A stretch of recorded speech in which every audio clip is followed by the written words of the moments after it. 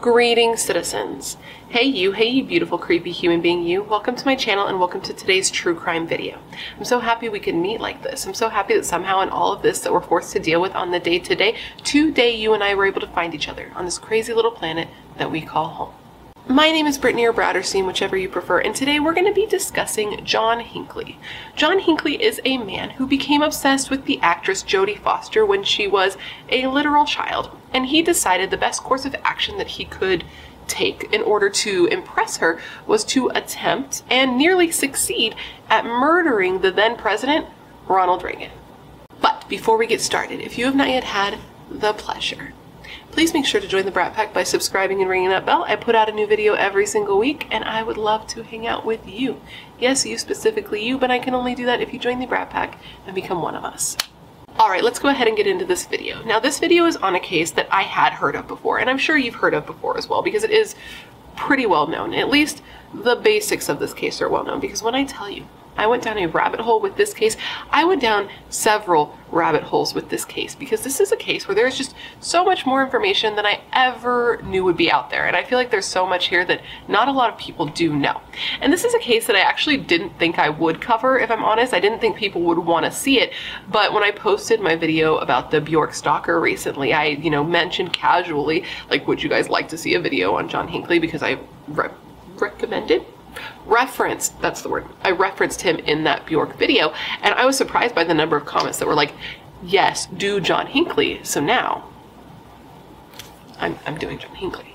I went into this thinking it was going to be a pretty straightforward video. We all kind of know what happened. I would just, find like the little things that I sprinkle into a video that I find to be relevant that make it, a video from me, right? Cool. But when I started looking into this case, I found that there was just so much information that I did not know, that I thought that you guys would not know. And now that I've done all of the research and I'm just thinking about it, I feel like this is probably going to be one of the longest videos I've ever done. So today I'm going to tell you that entire story. I read all the things so that you do not have to, and at the end of this video I'm going to ask you a question of the day. I'm going to give it to you now so you can have it kicking around in your brain as we go through the details of this case, but of course I want you to answer when you have something to go on. But the question of the day is this. Do you believe that John Hinckley should have ever been released back into the public after the crime that he committed? Let me know all your thoughts in the comments below after we go through the details of this case. Now, with all of that said, come gather around and let me tell you the story of John Hinckley Jr. Our story today begins on March 30th, 1981, and this is at the Hilton Hotel in Washington, D.C. It was a totally normal day, except that a bunch of people had actually gathered outside of this hotel with the hopes of getting a glance, getting a wave, getting a smile from the new president, Ronald Reagan. He had been in office at this point, I believe it was 69 days. Nice. And he was giving a speech for a labor convention at the hotel. It was just before 2:30 p.m. when Ronald Reagan exited the hotel, and he was surrounded by Secret Service agents, and he was headed towards the motorcade. There was, all these people around yelling at him, trying to get his attention. He's waving, he's smiling, he's doing what presidents do. And all of a sudden, a young man steps from the crowd and yells, "Mr. President, Mr. President," before raising a .22 caliber gun that held 6 bullets and just completely unloading the gun, hitting 4 people, shooting 4 people, and one of these people was Ronald Reagan. So Reagan and the other men that were shot were quickly rushed to nearby hospitals, and the shooter was quickly, taken into custody and taken to a secondary location to be questioned because they needed to figure out, like, who this guy was and why he did what he did. The who he was an easy question to answer because he had, like, identification on him. So they were able to determine that this was 25-year-old John Hinckley Jr. But the why he did what he did, why he tried to assassinate the 40th president of the United States, a man who had just taken office, who, he was famous. We'll get into that a little bit later. He had, a history before him. But why John Hinckley Jr. tried to kill Ronald Reagan had nothing to do with politics, because you think somebody's trying to kill the president, they probably don't like the president. Had nothing to do with politics, had nothing to do with this particular man at all in general. He had actually chosen somebody else to kill before this, but just hadn't done it. His reason was that he had become obsessed with the child actress Jodie Foster and decided that the best way he could get her attention and make her realize how much he loved her was to assassinate the president. So that's about how much I knew about this case going into it. That was the information that I knew before researching this case. So now, look at the runtime. I'm about to tell you everything I learned, starting with who John was and then how we got here.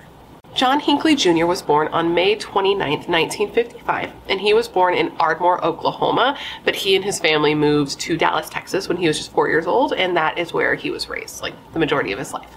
He was one of 3 children, and he was said to have like an ideal childhood. He had a loving and devoted mother who doted on him, doted on all of the kids. She was like, you know, the quintessential mom. She was good at it, so they say.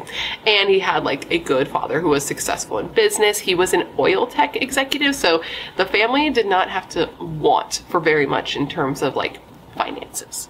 Growing up, John did well in school. He was actually a bit of a jock in his younger years, like his elementary school and his middle school. He played basically all the sports. He played football, basketball, soccer, hockey, like all the things you can think of, he pretty much did it. And he was also very into music, which is something that will come up later in, you know, what he went on to do, and also the where is he now situation. We'll get into that a little bit later. But he played piano and he played guitar, and he was even elected as class president, which, you know, says he must have been well liked, because a class president election is really just a popularity contest, right? Right. John attended Highland Park School in University Park, Texas, which is a lot of parks and a lot of school-related names for one sentence, but this was a school that was located in Dallas, Texas. It was around this time that things sort of changed for John, like the end of high school, beginning of adulthood, because he started to change. The guy that was, you know, popular, well-liked, into sports, all that, he started to withdraw. He started to become more isolated. He wasn't really interested in the things he used to be interested in, and he tried to get help for this. He was put on medication, but it just got worse. It didn't really seem to help, and then it got way worse when he went off to college, because then he was even more isolated, so the little bit of interaction he had while he was still living at home was completely gone. So around this time, he was trying to keep it together, but he was having trouble doing so. And this was a problem for him, and it made him feel inferior, because remember, he came from a successful family, so whether there were expectations for him or whether he felt there were expectations for him, that was in the back of his mind. And he didn't feel like he was living up to those expectations when his siblings were. His sister Diane was doing really well in school. She got straight A's. She was doing well for herself. And his brother Scott had even gone on to be like the president of his dad's company. So in comparison, he would have been seen as like the least successful in like societal terms. And he was going to school, but he was struggling with it. So he would go and then he would leave, and then he would go and then he would leave. And finally he just kind of said, fuck it, I don't want to do this anymore. And he moved to Hollywood, California to try to pursue a music career.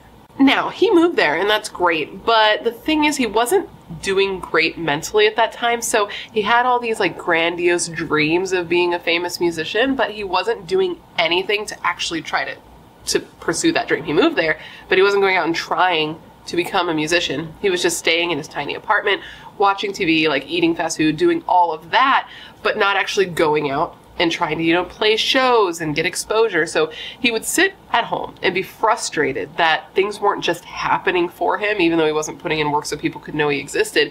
And he felt like he was like an untapped, unrecognized talent. And because he wasn't like making it, because he wasn't trying to make it, he was just getting more angry and more bitter. So that's not great, right? Somebody who's already struggling with mental health, now he's angry and bitter and feels like he deserves something that he's not putting in work to get.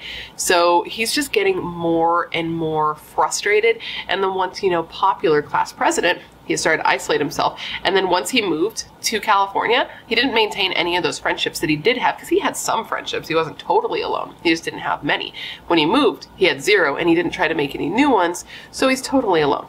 And then you take that and you add the fact that he had a new interest that he had been developing as he got older, and this was guns. John liked guns. He loved guns, which is just a recipe for disaster with his mental health issues. Let's just say that now. Like, if you are struggling mentally, maybe you don't have guns. I feel like that's not controversial, but maybe it is. I guess we'll find out in the comments. But he was really into them, bought several of them, and taught himself how to use them and shoot them effectively. So what do we have here now? We have a mentally ill man who's getting worse by the day. He's angry, he's bitter, and he's very interested in guns. He owns several guns and knows how to use them, and he probably shouldn't have them because he's not doing well mentally in the first place. And then he, like the Bjork stalker, starts to fixate on media. He watches movies, he watches TV shows, and he kind of obsesses about these actors' lives. And one particular actress that he got a very, you know, for lack of a better word, deadly obsession with is Jodie Foster.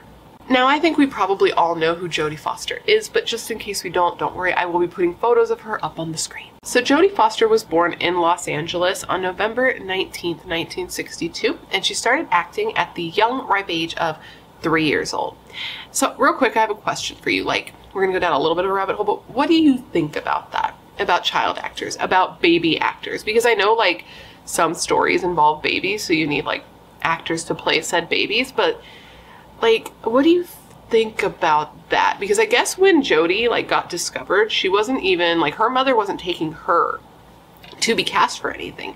Her mother was taking her older brother. Her brother was like 8 years old, I think, at the time. Took him to a casting to get him into acting. And whoever was there who was in charge of, like, things saw baby Jodie, little baby, and was like, that baby? That baby's got the it factor. I want to work with that baby. And I just think that is that kind of weird? I don't know, it seems kind of weird.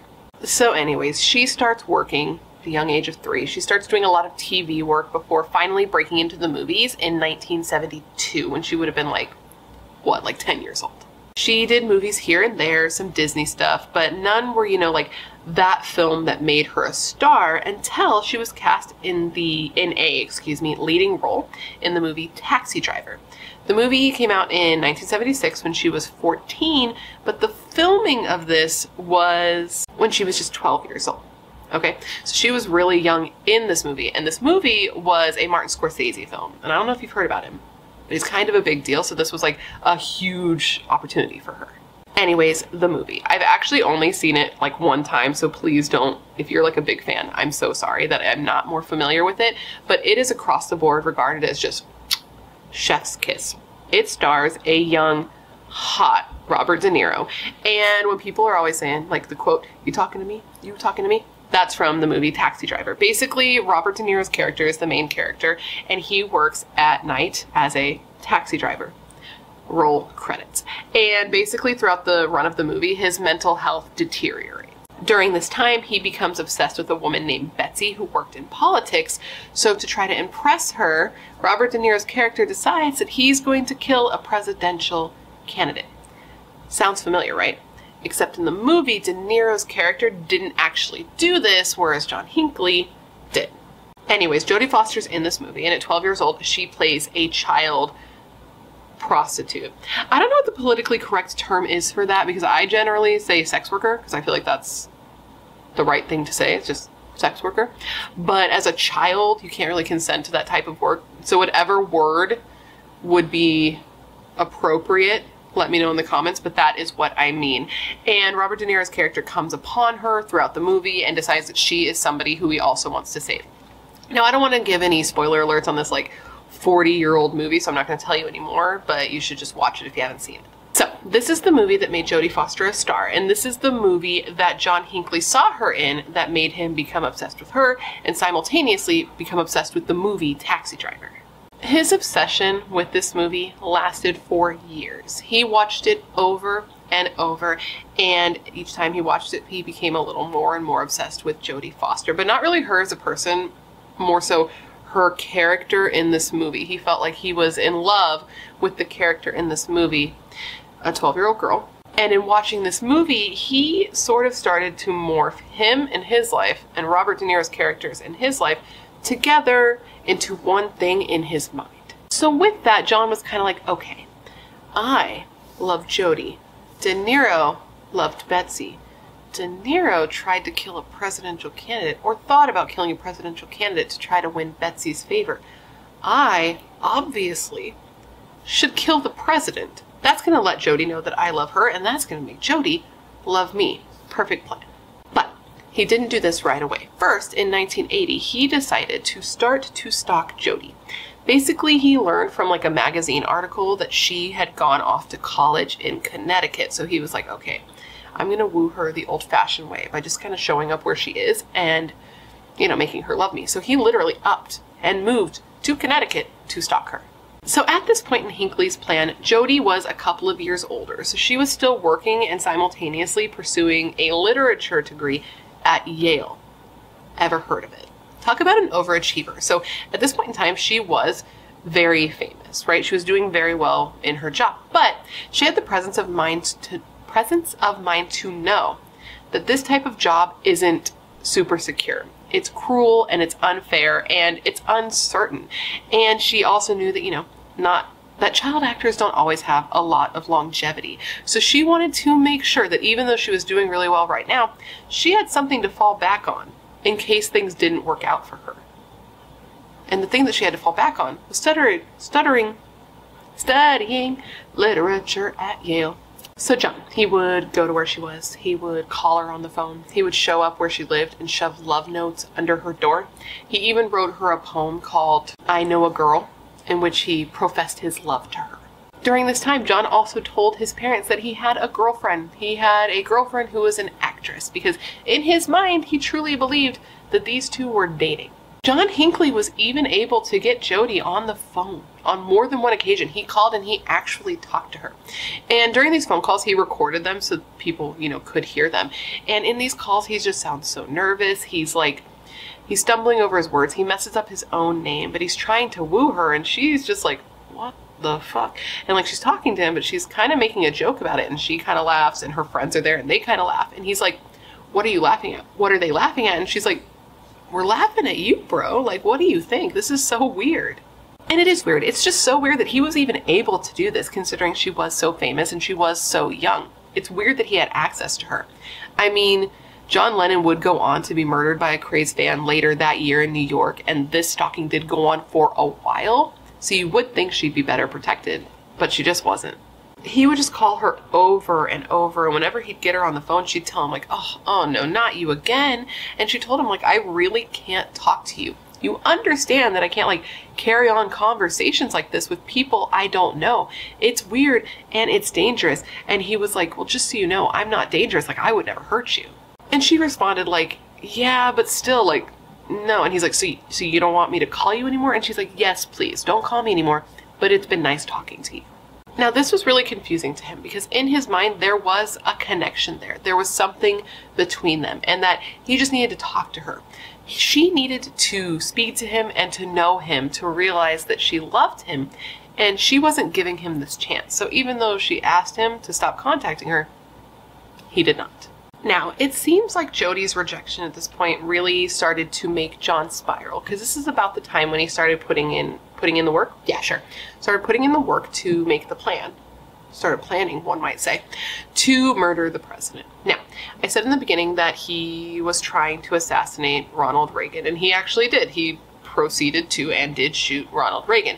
But that wasn't actually his first choice of a person to kill, because at the time he started making his plans, Reagan hadn't been elected yet. Reagan was elected in 1981, started serving his term in 1981. History. But basically when he started making his plan to kill the president, Jimmy Carter was still the president. The 39th president was Jimmy Carter, and he served his term from 1977 to 1981 when Reagan was elected. Now, I don't know a ton about Jimmy Carter. Do people like him? Like, is he a president that people enjoy? I do know that he won the 2002 Nobel Peace Prize, which seems good, but let me know, because I know there are people out there who are really up on their presidential lingo, their presidential info, but I am just simply not that person. That's not something that I store in my brain. But anyways, Jimmy Carter was president, and in 1980, he was going up against the Republican candidate, Ronald Reagan. So he was out on the campaign trail, you know, giving speeches and making promises. And it was during this time that John first thought about putting his plan into action. So he actually went to see one of Jimmy's speeches. Jimmy. Like we're buds or something, me just calling him by his first name. Aren't there some people out there who, like, if you don't call them their first and their last name together, it just sounds so weird? Like, think about this for a second. Imagine if you called Sylvester Stallone, just Sylvester. Hey, Sylvester. Does that sound right to you? No, it doesn't. Jimmy Carter is what I meant. So he puts the plan in motion. He leaves the state to go to where the president was. He's like, okay, I'm going to kill Jimmy Carter. It's going to be great. Jodi is going to love me. But for whatever reason, he changes his mind and he doesn't go through with it. He was there. He was within arm's reach of the president, but he didn't actually go through with killing him. Instead, he just saw him, saw the president, was like, yo, president, whatever, stood there, watched him, and then left and decided instead of murdering him, he was just going to go back to Connecticut to try to win Jody's favor that way. It was at this time that John Hinckley was first arrested, and that's because, when he went to where Jimmy Carter was, he brought a gun with him. So when he left to go back to Connecticut to see Jody, he tried to get on the plane with this gun, which is something that you cannot do. So he was arrested. Now, at the time he was arrested, they had no idea what he had this gun for, so he didn't get like a really serious charge. He was just fined a whopping $62 and sent on his way. And he was just fined for, you know, having a firearm on a plane or having a firearm when he shouldn't, basically. Now, it's at this point that his family starts to realize that something's wrong because, I mean, he gets arrested for having a gun on him. So his mom decides to get him into counseling, which could have been effective, but in his case it wasn't because he wasn't honest. He didn't talk with the counselor about his obsession, and he didn't tell them why he had the gun with him that day. And when I started to think about this point, it made me think about John's mental health status and his ability to tell right from wrong, because that is going to come into play later. We're talking a lot about his mental health, and that's because of, you know, his defense at trial, right? Cool. So I wonder, isn't him not telling the counselor everything, omitting the obsession, omitting the reason he brought the gun, doesn't that show that he knew that these things were wrong and that's why he didn't say anything? That was just a thought that I had. So basically, the long and short of this counseling session is after meeting with John, the counselor's suggestions for John's parents is that they should stop supporting him financially because since they were well off, they had been doing that. They should have him move out of their house because by this point he had moved back in with them. And they should kind of make him become his own person, all that jazz. It's like, stop fucking taking care of him. He's an adult. Let him be an adult on his own. And his parents were like, you know, that's not going to be super hard for us to do because he's kind of difficult to live with right now anyway. So he moves out, time marches on, Jimmy Carter loses the election by like a shit ton, which was fortunate for him because now he's not on John Hinckley's list of, well, I guess he didn't have a list of people to kill. He just had one person, and now that one person isn't Jimmy Carter because he's not president, so killing him would be pointless. So now he has his sights set. He has to kill Ronald Reagan, the former actor now elected as 40th President of the United States. Now, Ronald Reagan had an interesting life, and as I'm sure you can imagine, because he was president, there is a shit ton of information on him out there, and this video is already pretty long, so I'm not going to go into the whole backstory of Ronald Reagan.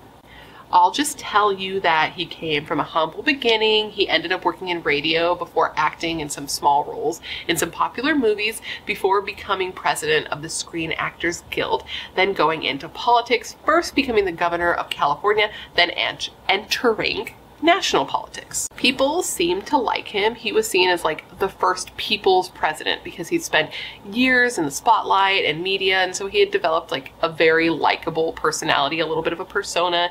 He was like the cowboy president who people felt like they could relate to because he kind of simplified complex ideas in a way and like said them in a way that like the normal person could understand.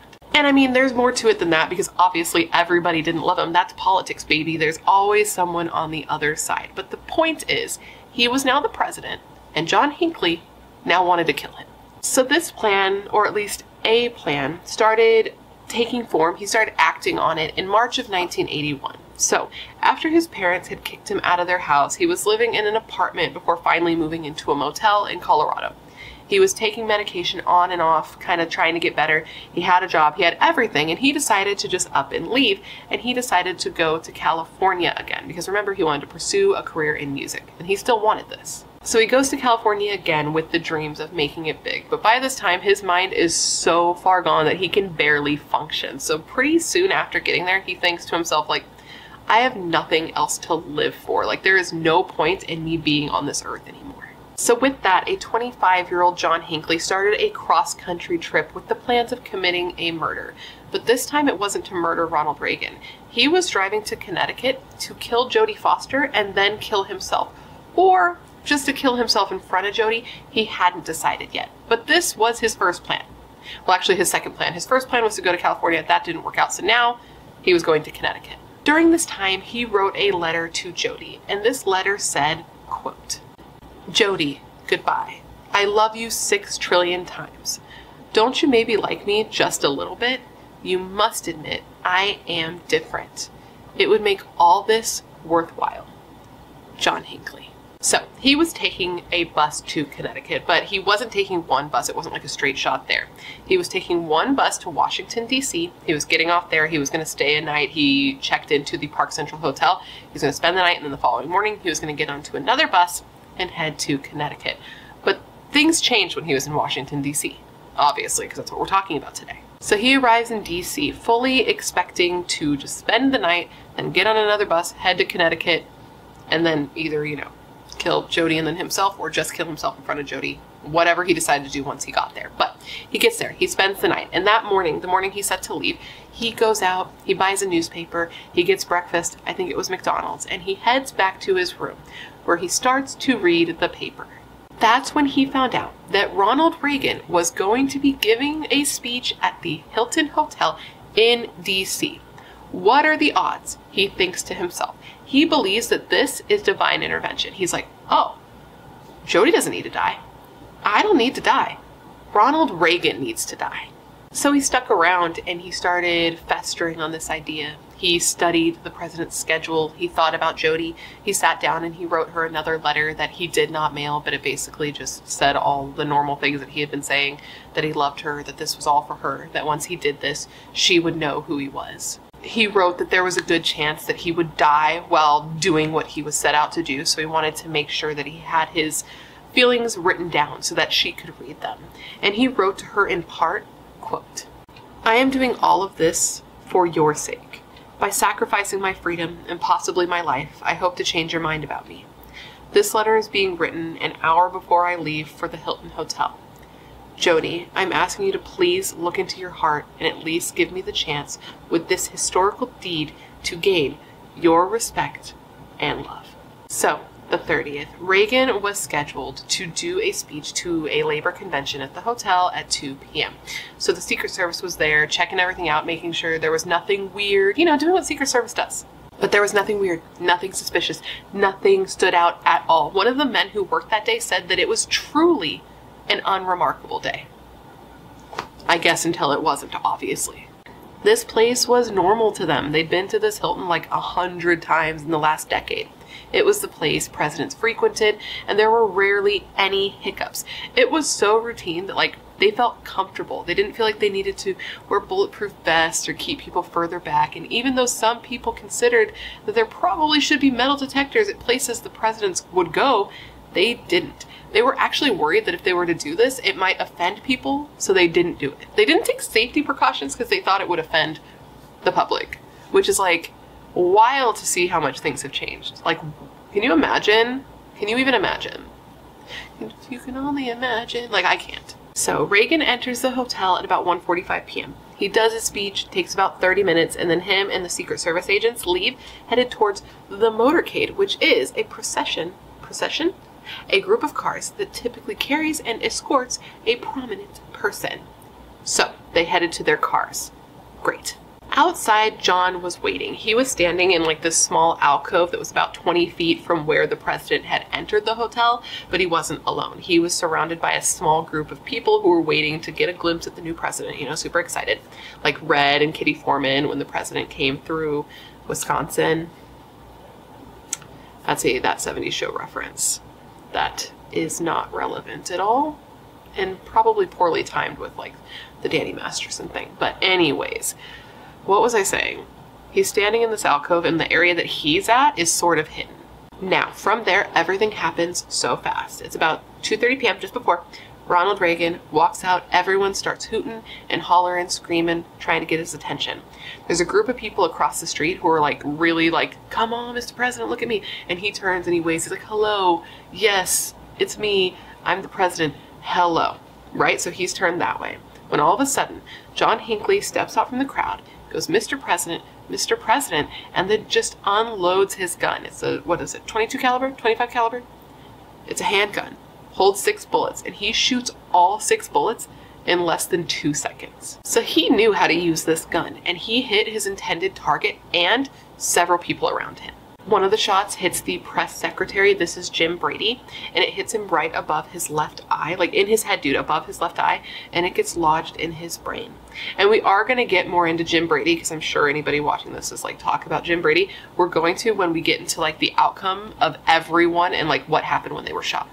Next, Tom Delahunty. He was a DC police officer, and he was hit in the back of his neck.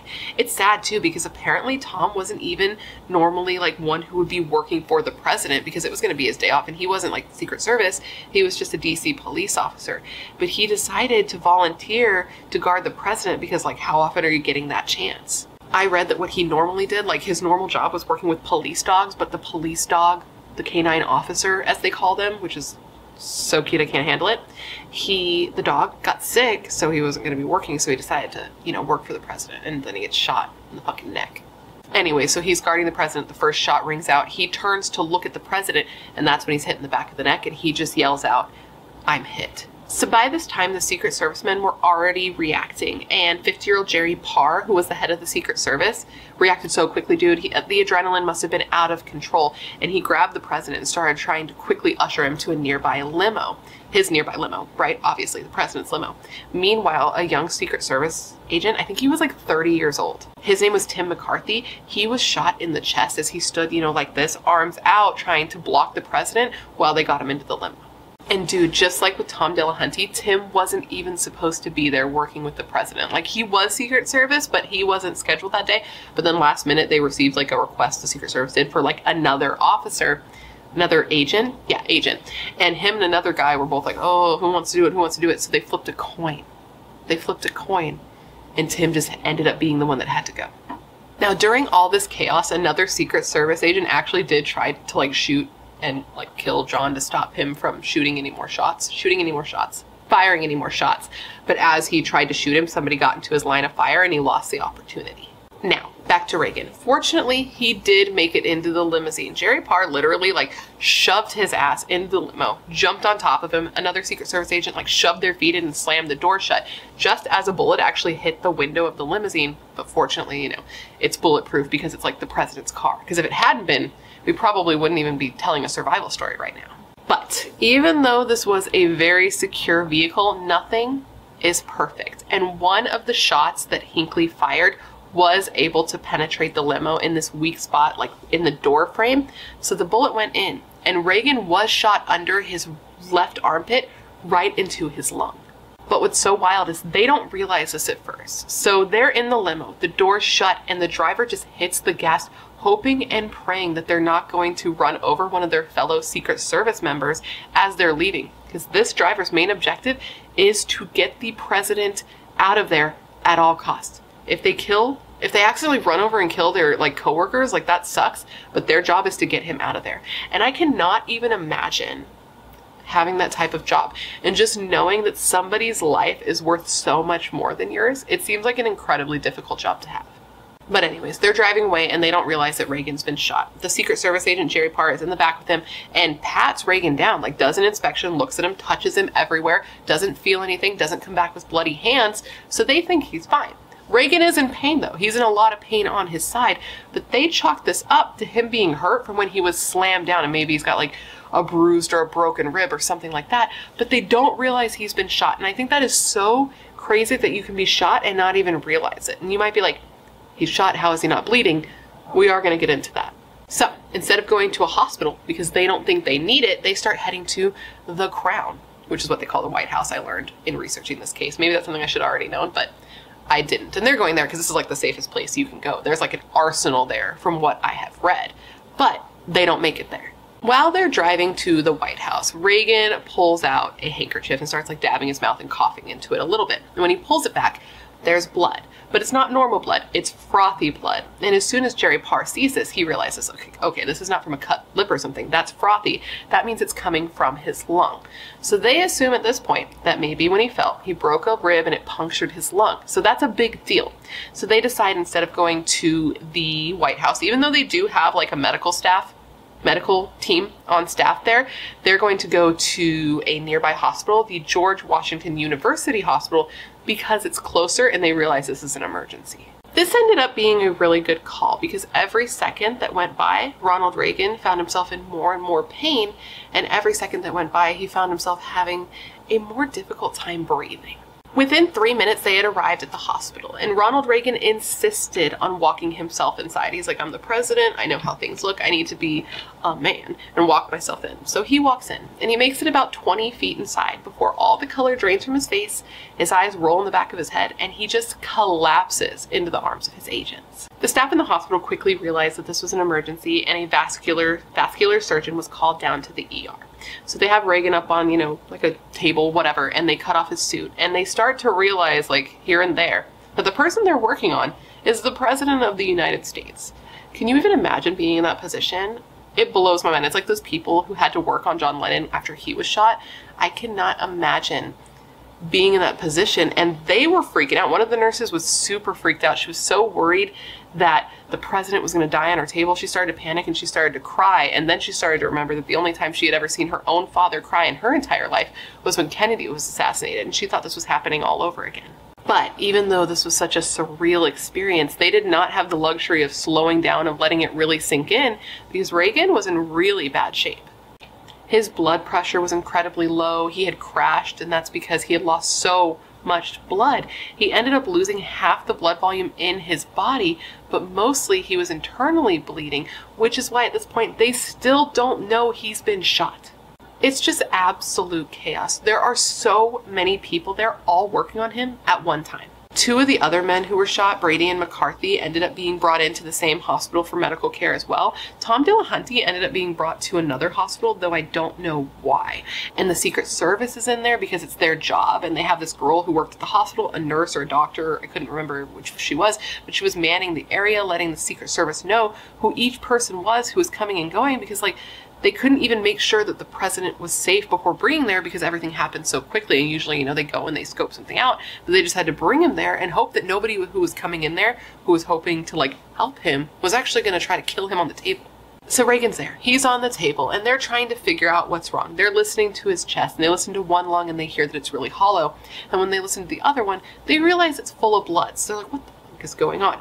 And it took an intern who was like a pilot in Vietnam, I believe, to look at him, and this person was very familiar with gunshot wounds, obviously, being in Vietnam, to look at him and notice a small slit under his armpit. And he turns and looks at the doctors and is like, this man's been shot. And they still didn't know at this point. It's so crazy. So they all look over and they're like, holy shit, how can this be possible? Because he's not bleeding. How can he be shot and not bleeding? Because that doesn't make any sense. I don't know about you, but I picture getting shot and there being mad blood. But it turns out that when Hinckley shot this bullet, it hit the limousine in such a way that it flattened it to the shape and size of a dime, the thickness of a dime. So then that dime shaped bullet went in under his arm and just made this little slit, so it didn't really bleed. All it did is it went inside and tore up his insides real bad and hit a bunch of arteries and caused a bunch of internal bleeding, but not external bleeding.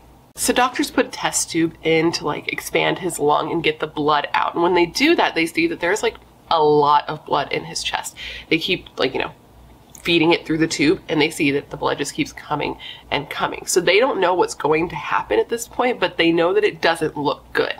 Meanwhile, back at the hotel, the remaining Secret Service men that are still there have one main objective, and that's to get John, get him under control, get his weapons away from him, and make sure there's no other shooters, because you don't know if John's working with somebody, you don't know who this guy is. So they get him to the ground or whatever, they make sure he's not a threat, and then they start, giving aid to their other fallen members, the two Secret Service guys and the cop from DC that got shot. And it's just chaos there because most people had never been in a situation like this, so the energy there was just out of control. So the Secret Service takes John into custody, and they shove him into a police car with, Secret Service men on each side of him, flanking him, as they say, and they order the police officer to drive to the police station, obviously.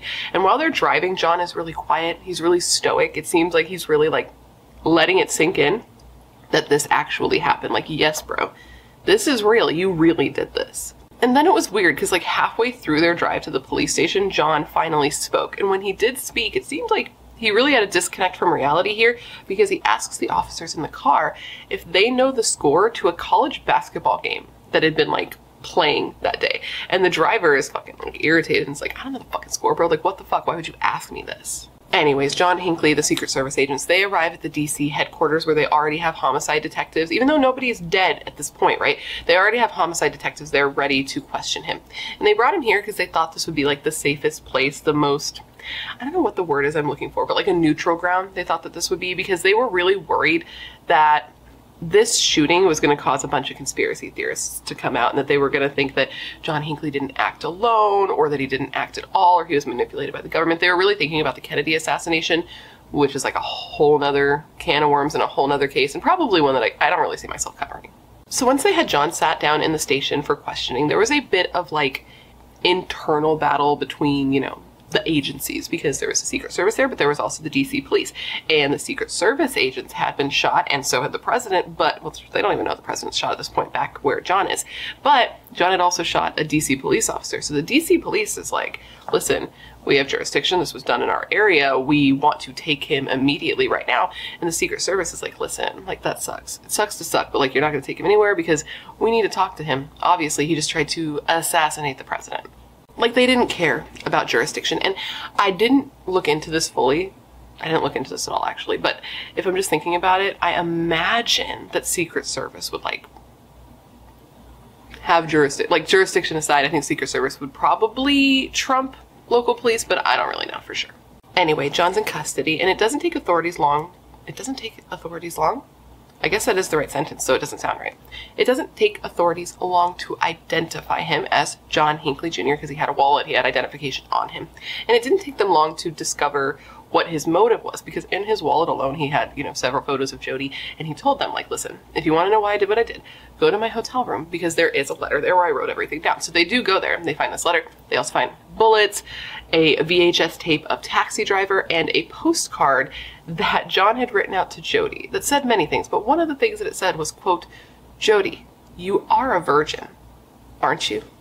And poor Jody, man, getting all wrapped up in this when she had nothing to do with this. She was just this, like, young woman at the height of her career going off to college to try to better herself and give her, like, options. And then this creep does this. And she has no idea this has happened. Apparently she hadn't been watching the news. She didn't even know that the president had, like, an assassination attempt until the FBI calls her and is like, hey, we want to talk to you about this guy who's been sending you letters and calling you and shit, right? Because they find out about this through the letter. And that's when she finds out that this creep tried to assassinate the president for her. Now, how the situation affected her life and her personal life is unclear. She's a pretty private person, but it clearly, you know, didn't affect her career at all. I mean, she's very famous, and for a time she was like uber famous. She has 2 Oscars under her belt and has been in several great movies. Silence of the Lambs, Panic Room, Flight Plan, and Inside Man are a few of my favorites. And whether it's because of this happening or not, I can't be sure, but Jodie Foster has always been like a pretty private celebrity. She isn't in the media a ton. She hasn't done many interviews. She's not like one of those people who's always being interviewed, and she hasn't talked about this situation very much at all. The few times she has, she just said that it was a very scary experience, that it was a traumatizing experience, but that she didn't want this experience in her life to define her. So police go to his hotel, as I said, they find all that stuff. They also go to his home in Colorado, where they find a bunch of news articles about other assassinations. So though he says that this was like divine intervention because Reagan just happened to be where he was at the same time, it's clear he had also been planning this for a while. And John Hinckley later has come out and given interviews and said that he believes this is because at this time he was sinking deeper and deeper into his depression and his mental health was just like at an all-time low. So back at the station, they are questioning him, and he's answering their questions. He's open, he's willing to talk, and he has some questions of his own. He asks investigators if the Oscars were postponed, because yes, it was also Oscars time when this happened, which, if you're wondering, yes, he did see this as like a weird divine intervention thing as well. And he also asks investigators if he was successful. If he was successful in shooting the president. And to answer the question, was he successful? I guess the answer is yes and no, right? Like, did he shoot Reagan? Yes. But did he kill him? No, because he was still alive. He was in bad shape, but he was alive. So he had been moved to surgery, and the surgery room was packed, dude. Like I've told you, there were so many people around him when his gurney was moved from like the original room to the surgery room. There were like 30 people on either side, like flocking him, a sea of scrubs. And can you imagine being in this hospital at this time? You're like, man, I've really been waiting here like fucking 4 hours, because you know how long it takes when you go to the emergency room, and now every single doctor is working on this one person. You probably don't know it's the president because they're not going to announce that. It just sounds absolutely crazy. Pandemonium, as some may say. So they're operating on his chest and they're trying to find this bullet because they know he's been shot, but where's the bullet? They don't know. It's a game of literally a game of operation. So they're doing it. And what they're worried is going to happen is that this bullet, this little, dime-sized bullet, is going to slip into an artery, then be shot into his brain and kill him, which I did not know was a thing, but now I do, and that's horrifying. So they're working. And one of the guys, not the main doctor, but like the doctor's assistant, the guy who's helping him, reaches into Reagan's chest, cups his beating heart in his hands. What a story for your drinking buddies, am I right? Moves it to the side. And then the surgeon's able to find the bullet. The bullet was lodged in his chest like an inch away from his heart. They remove it and they're able to repair all the damage. It's just wild, dude. He was 70 years old. He's shot in the chest. The bullet goes through his lung, lodges itself an inch away from his heart. He loses half the blood in his body, and he survives. I just imagine being him. He's got all this internal bleeding. He's in pain. He's having trouble breathing. He's lying naked in front of a group of people, right? But he was said to just have like a very good sense of humor even in this situation. Like when his wife Nancy finally got to the hospital and was able to see him, his first words to her were, quote, "Honey, I forgot to duck." And I guess at one point during all of this that was going on, Reagan like looked out to the sea of people and was like, I hope you're all Republicans, because like Reagan was a Republican. And the surgeon, who by the way was not a Republican, just looked at him and was like, sir, today we're all Republicans. After 11 days, Reagan was released from the hospital and he went back to the White House where he could, finish his recovery, and he did recover quickly. But before he got back to the White House and when this was first all happening, it was in complete chaos. They were spiraling. They had no idea what was going on. They had no idea how serious things were. They had no idea the condition of Reagan, who John Hinckley even was. So they didn't have answers to questions, but they gave a press conference anyway, because apparently that's just what you do, but they didn't look good because they had no fucking idea what was going on.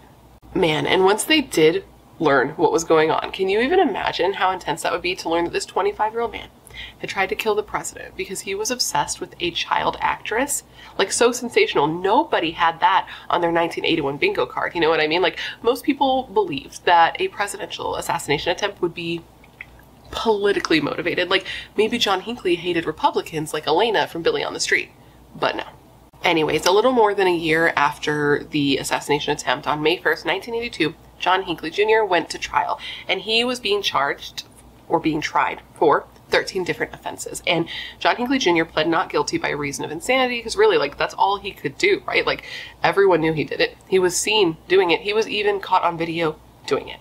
Oh, and fun fact, because when I learned this, I thought this was a fact that was, in fact, fun. Cool. One of John Hinckley's attorneys during his trial was actually one of Bill Clinton's attorneys during his impeachment trial. And I thought that was a fun fact. So, the more you know. Anyways, an expert witness did testify for the defense and said that John Hinckley Jr. was, in fact, mentally ill at the time of the assassination attempt. They said that John was becoming obsessed with the movie Taxi Driver, and that he had delusions and was forming false beliefs, where he believed that him and De Niro were kind of morphing into the same person, and that he, John Hinckley, wanted to save Jodie Foster the same way that De Niro wanted to save Jodie Foster's character in the movie, and that he truly believed that this was real and this was true, and said that in addition to that, John Hinckley Jr. had an array of mental health conditions, including schizophrenia, and couldn't separate reality from fiction. Now, what's wild here, or maybe not so wild, depending on how you look at things, because I don't know what your opinion is after a 2-month trial and 3 hours of deliberation, John Hinckley Jr. was found to be not guilty by reason of insanity. He was diagnosed with 5 mental health disorders, including schizotypal personality, borderline personality, narcissistic personality, major depression, and schizoid personality. And he was also found to have, quote, serious defects in reality testing, insight, and judgment, making him an unpredictably dangerous person. Now, people were outraged that he was found not guilty by reason of insanity. They felt like he was, getting away with attempted murder, like he was getting off easy. But in reality, if we're very honest, he probably ended up serving more time in a mental health facility than he ever would for attempted murder, because attempted murder sentences are an absolute fucking joke. Like, they truly are. And I don't know if it would have been different because one of the people he tried to kill was the president. I don't know if there's if that's an aggravating factor for more time. I don't know the law around that. But the fact is, he did attempt to kill 4 people and eventually was considered to be guilty of murdering one of them. So let me get into all that while I go through what happened to the other men that were shot. So let's quickly start with Ronald Reagan. So Ronald Reagan made a full recovery, right? I said that. He recovered pretty quickly, but he was said to suffer from pain for years. And Ronald Reagan actually died. He died on June 5th, 2004, and this was 10 years after announcing that he was suffering from Alzheimer's disease. So I really feel for him. Like, that's a nasty disease, and I feel for anybody who has to go out that way, because like it's a very, if you've ever looked into it or ever experienced it, like I had a family member who died that way, it is a nasty way to go. Next, Tom Delahunty. He was the DC police officer, you know, the one that wasn't in the Secret Service, that just happened to be there helping guard the president. He heard the shots, turned towards the president, and got hit in the back of the neck with the bullet ricocheting off his spine. After he was shot, he was taken to the Washington Hospital Center, and the doctors wore bulletproof vests, dude, when they removed the bullet from his neck, because they learned that the bullets that were used were the Devastator brand cartridges, and basically these cartridges contain like small explosive devices that were made to explode on impact. So they're wearing bulletproof vests in case, like, when they're removing them, they explode. And luckily, in his case, that did not happen. The bullet was removed without incident, and after 11 days in the hospital, he was released, and he said that at the time he felt good, he was ready to go. Next, there was Tim McCarthy. He's a Secret Service agent who, like, stood there and spread his arms and, like, bared his chest to protect the president, and was, because of that shot in the chest, and the bullet went through his lung, his liver, and his diaphragm. He was taken to the same hospital as the president, and he was operated on for 2 hours, but he too made a full recovery. He was considered a hero and was given awards for his act of bravery, and went on to become the chief of the Orland Police Department, and retired actually in 2020. I watched an interview with him talking about his retirement. He was so sad to retire. I don't know much about him, but I just felt so sad to see, like, this man retiring. He just was very emotional, which makes me emotional because I am a water sign and a bit of an empath, if you believe in empaths. I don't know if I believe in empaths, but if they exist, let me tell you I am one, because everything you feel, if I'm next to you, I do be feeling it. Then we have Jim Brady. He was 40 years old, and he was the White House press secretary, and he definitely got the worst of this. So when he was shot, the bullet entered his head. It went into his skull above his left eye and lodged into his brain and shattered his brain cavity. And you remember how I said that these bullets were, you know, the type that would explode on impact? Well, his did. His was the only bullet that exploded, and his was in his head. So he, along with Tim McCarthy, were actually taken to the same hospital as Reagan, and he was in surgery for hours with them trying to save his life. And during his time, the news was, during this time, the news was wild, dude. They had actually reported on the news that Jim Brady had died, and he was still in surgery at this time, and the surgeon was told, like, while doing surgery, that the news was saying that he died, and the surgeon was just like, wow, you know, I didn't know he had died yet, like his eyes just rolling in the back of his head. And Jim Brady did not die. He did survive for more than 3 decades after he was shot, but his life was like completely changed, dude. He was left partially paralyzed, using a wheelchair full time. He had trouble controlling his emotions, often cry-talking for a while, and had issues with memory and thinking, and had trouble recognizing people that he knew. He wasn't even able to, like, perform his duties as the White House press secretary, but they didn't, like, take his job away from him, even though he couldn't, like, actually do it. He stayed on until the end of the Reagan administration, and other people just did the actual work for him. Now, as I said, Jim Brady did live another 30 years, over 30 years after being shot, but he did die. He died on August 4th, 2014 at the age of 73. And what's wild here is the medical examiner who, you know, performed the autopsy and determined his cause of death, manner of death, all that jazz, ruled his manner of death as a homicide due to the gunshot that he sustained, like the gunshot wound that he sustained in 1981. And I always find that to be so, well, I say always, like it happens so much. I've only actually ever read about one other case where that was the determination. It's one that I didn't cover. I read about it years ago, and it was like, it's a really messed up case where this lady, like, shook a baby, like, decades earlier, and the baby, like, grew up and had problems its whole life, and then as an adult ended up dying, and the woman ended up being charged. Did she end up being charged? They determined that the cause of death was due to the shaking, so it was considered a homicide. And that's what happened here as well. And I find that to be so wild that you can make that determination after so many years. I don't know how they do it.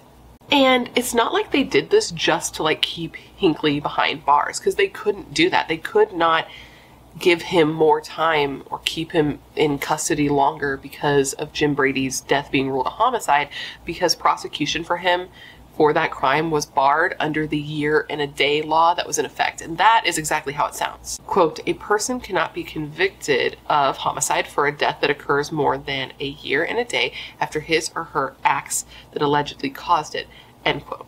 So John couldn't be held responsible for this. I just find the whole thing, the whole determination with Jim Brady's shooting is just so wild to me. Oh, and one more thing about Jim Brady. You may have heard of the Brady Act. Well, in 1993, Jim Brady and his wife Sarah helped pass the Brady Act, which ushered in a waiting period and background check when getting guns. Because, dude, when John bought his guns back in the 80s, there was nothing. They didn't have to run a background check. They didn't have to check his mental health. They didn't have a waiting period.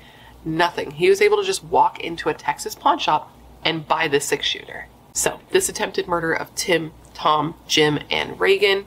Why are they all first names and Reagan is a last name? Due to the attempted murder of these men, the gun control laws were tightened. They were made better, obviously, we see that now. And also, a lot of states ended up tightening up their parameters around the insanity defense, because remember, John Hinckley Jr. was found not guilty by reason of insanity. So, John was placed in a mental health facility, the St. Elizabeth's Medical Center, for an indeterminate amount of time. Like, he wasn't going to get to just go free. He'd have to be there until he was deemed not to be a risk. And he was there for about 6 months. Like, he was in the hospital for about 6 months before the enormity of what he did came into focus. And he realized that, like, this was real. This is serious. And his real recovery began. But it was a slow recovery, right? He was still suffering from delusions. He was still like violently depressed. He did try to take his own life by like hoarding his medication and taking a lot of antidepressants. And he was still obsessed with Jody. He did get found. There were photos of Jody found like stored in his room. And in 1982, he wrote of this quote, "My greatest fear is finding out that Jody is getting married to someone else." Like, his obsession and his delusions did not stop just when he was put in the hospital. It wasn't like magic. He was still fixated on her. He would still write her letters all the time. Some that he would send, some that he wouldn't, which I don't understand why he would get to send any of them. That seems absolutely crazy to me. Like, maybe he thought he sent them and they got confiscated on the way out. He said that he sent some, but I can't imagine that they would let him actually send those to her. But he said that this was his way of, like, not feeling lonely. One of these letters that he did send out, like this one I know did actually make it off the hospital grounds, was not sent to Jody, but was instead sent to the Times. And he said in this letter, in part, quote, "The shooting outside the Washington Hilton Hotel was the greatest love offering in the history of the world. At one time, Miss Foster was a star, and I was the insignificant fan. Now everything has changed. I am Napoleon, and she is Josephine. I am Romeo, and she is Juliet." Now, it appears that at least at the beginning of his stay in the mental hospital, he was trying to convince the doctors that he was well instead of actually trying to be well. Twice he tried to like go to court or tried to like convince the people that he needed to convince that he was like mentally healthy enough to be released. But when they did a little investigation into him, they found out, like when they looked into him, like, should we let him out? They looked into what he had been doing. They found that he had been doing some pretty sketch stuff, like requesting a new drawing of Jodie Foster, like calling Charles Manson a cool dude and a great prophet, and corresponding with Ted Bundy. They also found some writings in his journal from 1987, so a couple of years after he had been put into the hospital, where he said, quote, "Psychiatry is a guessing game, and I do my best to keep the fools guessing about me. They will never know the true John Hinckley. Only I fully understand myself." Which the final part of that sentence is true. We only fully understand ourselves, but like trying to trick the hospitals when you're in there for what you did, like maybe you just get better. Maybe. During his stay in the hospital, he also developed a small obsession on another woman. It wasn't like super serious. We're gonna get into it right now. Like, and what's super weird about it is he actually had a girlfriend at this time, which we are gonna get into as well. And even though he had a girlfriend, he ended up developing a little bit of an obsession on a hospital pharmacist named Jeanette. And I guess his girlfriend at the time was like, it's good, like, go ahead, be friends with her, like, encouraged it. And it started innocently enough. Like, She would come in, she would tell him like what books to read, and she taught him how to crochet, and he would go in and visit her like a couple times a week, and they would chat. But after a while, it escalated and it got out of hand. He started coming by all the time. He started calling her over and over. Sometimes he'd call her up to 15 times a day and just like hang up. And it got to the point that she told him like, okay, this is too much and I need you to stay away. And mostly he did.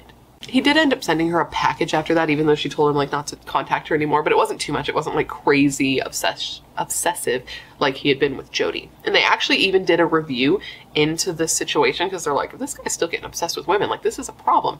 But they actually determined during this review that he wasn't delusional in like his interest in this woman, that she had been like playing a part in it. And he even said that this situation was caused by faulty judgment on Jeanette's part.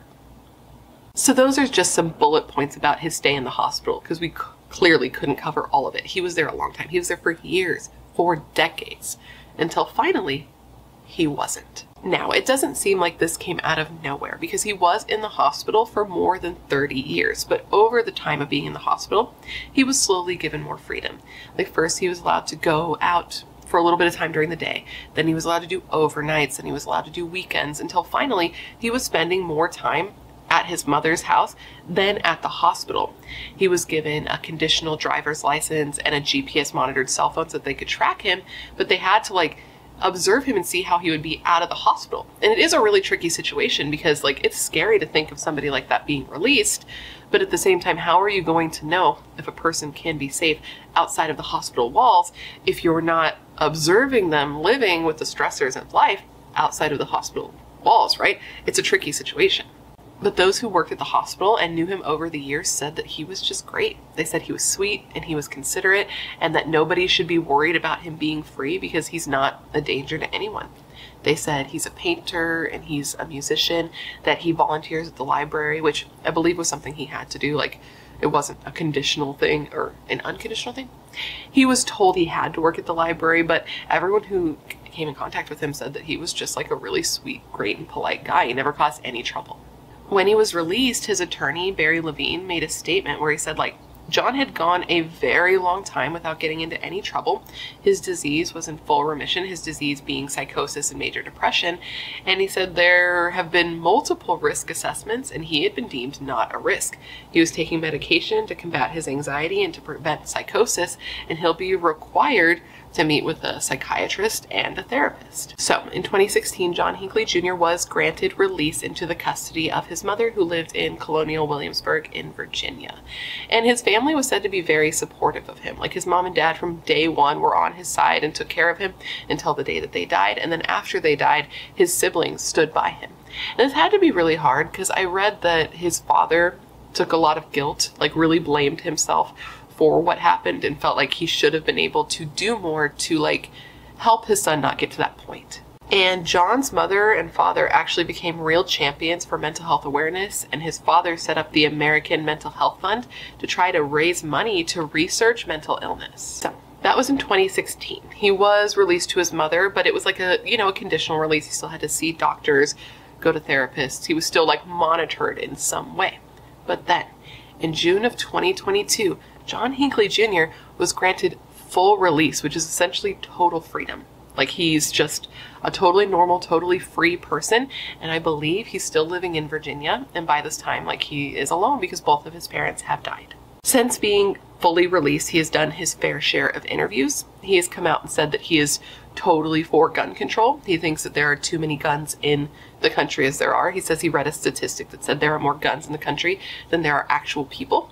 And he said that like waiting periods and background checks, which were put in effect because of what he did, are great, but he still thinks that there are far too many guns in the country as a whole, and believes, of course, that like mentally ill people should not have access to guns. He has said that he doesn't really remember what he was thinking or what he was feeling around the time of the shooting. He says at that point he was far too disconnected from reality. He has also said, though, that, or acknowledged that it could be that he just doesn't want to remember those things, which I guess is fair. He says that all he really remembers from that time leading up to the shooting was that he felt incredibly isolated and incredibly depressed. He just said that he felt really cut off from society and by himself, and he was estranged from his family, and all of that together just had a crippling feeling, just gave him like a crippling feeling of isolation. And he said that at that time, he wholeheartedly believed that killing Ronald Reagan would impress Jodie Foster. Like, he truly felt that and believed it in his soul. And he said, saying it now and hearing himself say it now and that kind of thought process, he realizes that it's completely ridiculous. He said that he was sorry to the Reagan family, he was sorry to the Brady family, etc., etc. He was sorry to Jodie Foster for bringing her into that. He was just so sorry. And he didn't think that they would forgive him and they would be fine in not doing so, but it didn't change how sorry he was. And he said that he always wanted to apologize, that for years he wanted to apologize. But before he was given his unconditional release, he was legally barred from contacting his victims. Now, despite the fact that John was never able to actually apologize legally, like he wasn't legally allowed to apologize, Reagan was said to actually forgive him. He was said to want to go and visit John Hinckley and look him in the eyes and shake his hand and tell him, I forgive you.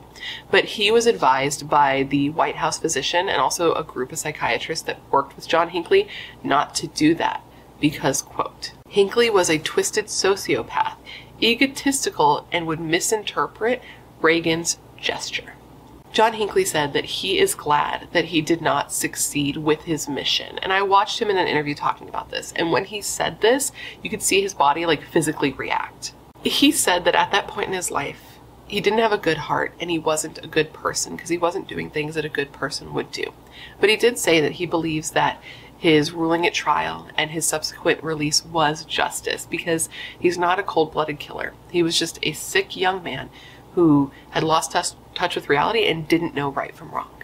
When asked how he feels about Jodie Foster now, because I'm sure you're kind of curious about that, I know I was, he just said that he has good feelings towards her and wishes her a good life. When asked if he considers himself to be like Mark David Chapman, who is the man who murdered John Lennon, who is still in jail, by the way, John Hinckley has said that no, he doesn't consider them to be the same because he, not Mark David Chapman, was found to be mentally ill, right? He was found not guilty because he was mentally ill, and Mark David Chapman was not.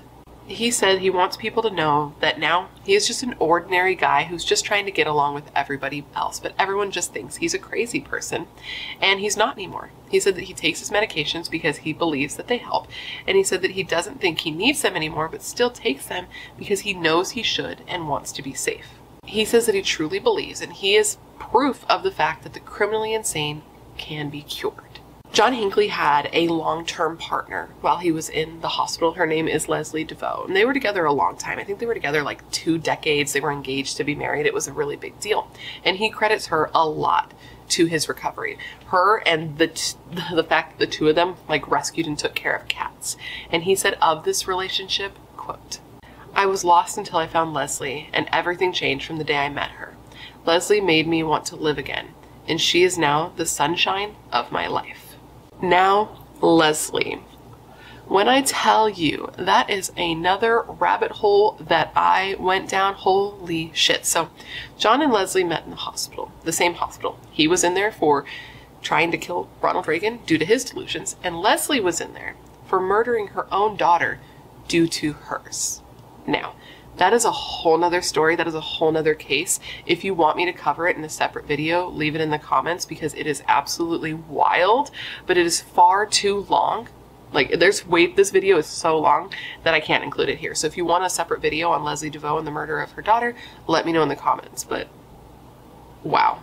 But I will tell you what I know right now about John Hinckley, or a little bit. I'll give you a little bit on John Hinckley and Leslie's relationship since he credits her for his recovery. So John met Leslie, who was 10 years older than him while they were both in the hospital, and they were in adjacent wards. They weren't together because probably because male and female. That sounds right. It could be wrong, but they were in adjacent wards. So when they first started talking, their communication was really limited. They would just write letters back and forth, and they wouldn't talk about much, just basically what was going on in their day because their letters were monitored, especially John Hinckley's at this time. The two grew closer despite not seeing each other and only communicating through letters, and eventually John told Leslie that he loved her like a sister, and she kissed him on the cheek during a Christmas party where the wards were together. Now, the two ended up getting even closer in early 1983, and this is when Leslie learned that John had, attempted to take his own life when he hoarded all those pills and the antidepressants and took them. He was in really bad shape. He was on a respirator, and this is because he had finally started to come to the realization that his delusions were not real. And this was incredibly jarring and incredibly difficult for him, which is why he tried to take his own life. And Leslie said that she could like relate to that because she knew what that felt like from when that happened to her as well. So he recovers, he gets out of the hospital, and the first thing he does is lets Leslie know that he's okay. And from there, the two's relationship really got a lot stronger. They were the reason that the other got out of bed every day, and they started telling each other that they loved each other. So from there, Leslie at this point had more freedoms. Her stay in the hospital was a lot shorter than John's. Like, wow, so much shorter, like wildly shorter. But because she had more freedom, she was allowed to like walk around the grounds. Even though they were in separate wards, she was able to like walk over to his building. She couldn't go in, but she would go and stand on the ground below his window and like call up to him, and he was on the 4th floor, and the two would just talk. And John was mostly pretty reclusive with other people in the hospital, like he wouldn't really talk to them. But with Leslie, they would talk for hours, and it got to the point that the spot that she would stand like under his window to talk to him, the ground was worn from her being there so often for so long. They didn't get to see each other in person very much, but every 3 months or so, they would be able to see each other and have sort of like a day date or whatever, because the men's ward and the women's ward would get together for like a dance and socializing situation, which Leslie talked about how it was very, very odd, and like the women felt like they were just kind of being handed out to these men. That's a whole other thing, and I'm not even gonna get into that, but they would get to see each other, and they would get all dressed up and all ready, and then they would just sit and talk like the entire time while everybody else was socializing and dancing. In 1983, the two took their relationship to the next level, and it was actually on John's 28th birthday when he proposed to Leslie. Now, she says that this didn't feel like a real proposal, like neither of them really thought they were going to get married, but it was just something to hold on to when you had nothing else going on in your life. And she said for her, she just felt like she needed somebody to mother because her only child she had killed her only child. She said that, quote, her arms ached. And she said that she loved that somebody loved her despite all her ugliness. So with that, John took like a bread bag tie, you know, a little twisty thing, and fashioned it into an engagement ring and gave it to Leslie. Now, eventually Leslie was released, and once she was released, they weren't able to see each other, you know, as often, and she would call him, and she'd come and see him on the weekends, and they could see each other for like 30 minutes at a time, but there was always a table between them. And that lasted until 1986, when John was granted his first, like, what's the word?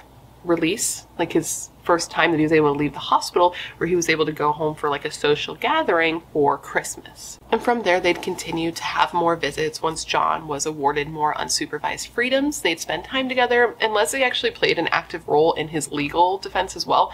Like, it was weird. It was super weird. Like, his family wasn't super stoked about that. His dad wasn't, but she would help with the legal stuff, and she would even pay some of his legal fees. And the two had plans, like, for their future together. They planned to, like, once he was released, they were going to move in together, but they were going to get apartments with, like, an adjoining door because they liked their own space, so they wanted to be in two separate spaces. And then he would get, like, a job at a bookstore or playing music while she worked at a hospital.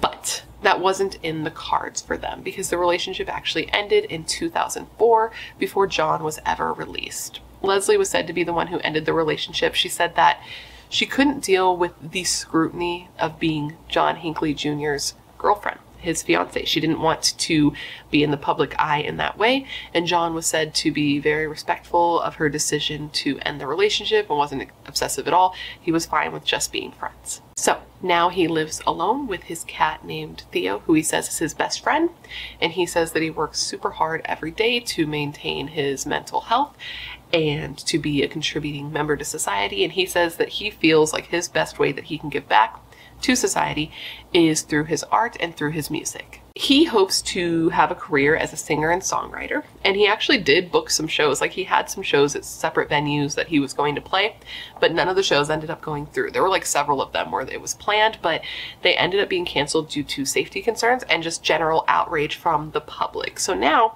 he actually has a YouTube channel, which he's been posting to for about 2 years now, and it's just him and his music. And he thinks that people listening to these songs and listening to the music he makes is a way that they can see who he really is. Now, people are definitely split on if they think he should have been released. Some people are like, yeah, you know, he served his time, he shouldn't. And other people are like, no, he should never be released. He hasn't even known any real punishment. He was literally allowed to just like roam the corridors and roam the grounds of this hospital and go to parties and have girlfriends. Like, how is that a punishment?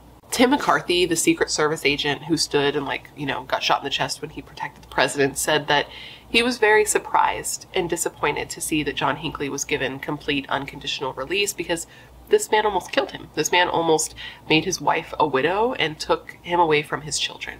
But he did say that he is a Christian, so he does not want revenge. He said that this was a mass shooting because Jim Brady was murdered, and though he didn't die that day, he never recovered from his injuries. He was paralyzed for the rest of his life, and eventually he died decades later as a result of the shooting that day. And this death was ruled a homicide, which is so sad. And I haven't really seen John Hinckley say much about that. I did see one interview where he was asked about this. Like, John Hinckley was interviewed by Piers Morgan, and he was asked about Jim Brady and the fact that he died, you know, and it was ruled to be a homicide. And you do see John react physically to this. He, like, takes in this shaky sigh, and it was notable to me. It didn't feel like acting.